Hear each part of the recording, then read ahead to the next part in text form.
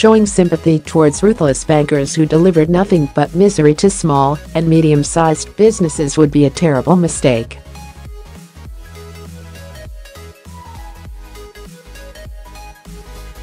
Nevertheless, it must be said that Royal Bank of Scotland bosses Sir Howard Davies and Ross McEwan were not responsible for the appalling behaviour of the bank's defunct Global Restructuring Group, GRG, where one bright spark encouraged managers to let customers hang themselves as.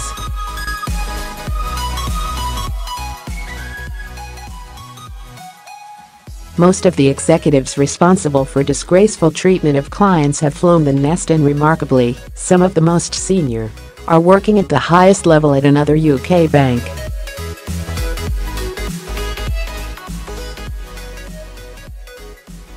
The mistake of McEwan and his successive chairmen Sir Philip Hampton and now Davies was to believe that the sordid history of GRG could be finessed and swept under the carpet.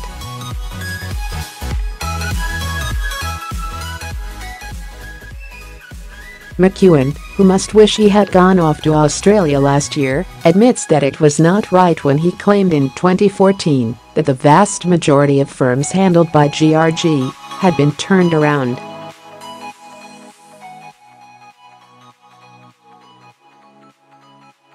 In fact, only 1/10 of the thousands of firms handled by GRG between 2008 and 2013 returned to normal banking.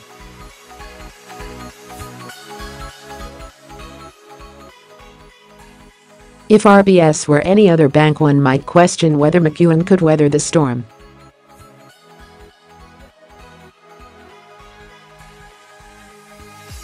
But there is no queue of chief executives waiting to take on a bet of nails.What has emerged from the Treasury Select Committee hearing and the wrangling over the mistreatment of customers at the Lloyds Reading branch, where there was unvarnished fraud, is that the failure of banks to confess and fully disclose past sins is a foolish strategy.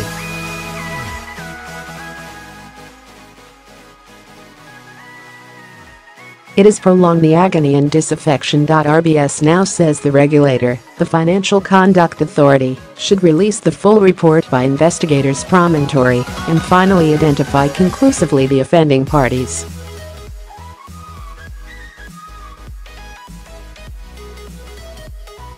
Top enforcer Andrew Bailey has agreed, but wants to run it past those named first. The RBS GRG players and all those under investigation at HBOS have had more than enough time to get in their defense.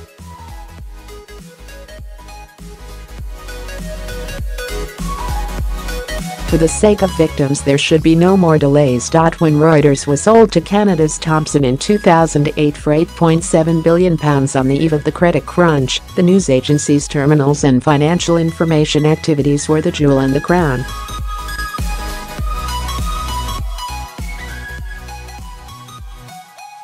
Just over a decade on, Thomson Reuters is mulling a sell-off of a majority stake in its finance and risk enterprises to private equity group Blackstone in a deal which would value the business at £14.2 billion.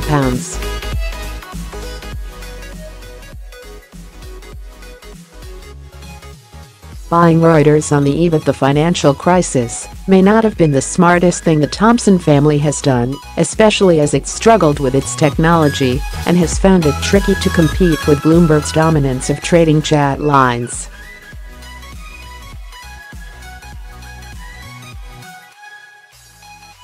Latest data shows that Bloomberg has established a lead position among banks and brokers with a 33.4% market share and Reuters trailing with 23.1%.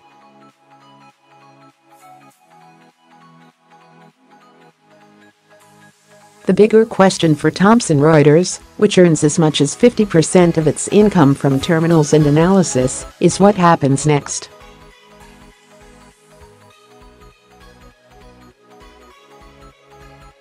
The customer base for terminals has shrunk along with the number of investment banks.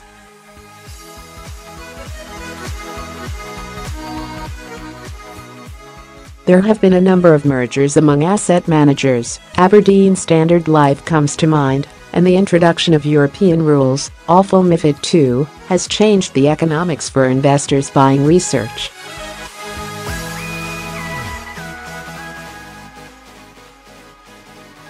The fiercest challenge of all will come from technology. There are lots of other choices, from Dow Jones to the FT and Yahoo, for accessing financial data services.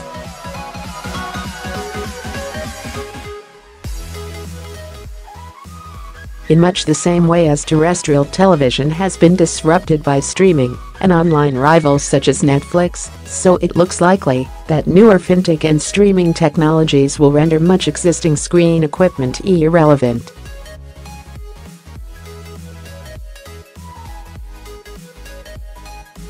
It might be just the right time for Thomson Reuters to turn away from Wall Street and the city and focus closely on its news gathering and data roots.